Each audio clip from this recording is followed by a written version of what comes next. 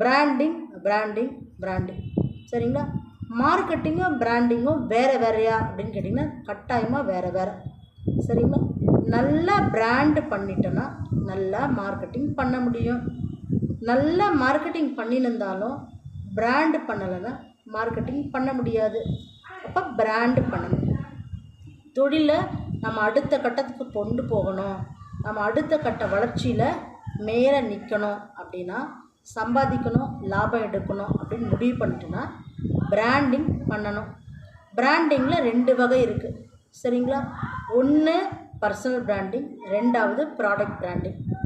Personal பிராண்டிங்னால் அந்த தனி நபரை பற்றிய விஷயம், அந்த தனி நபர் மேலே இருக்கக்கூடிய ஒரு பவர், ஒரு கரிஸ்மா அல்லது நல்ல நம்பிக்கை, நல்ல எண்ணம், நல்ல சொல், இது எல்லாமே பர்சனல் பிராண்டிங்குள்ளே வந்துடும்.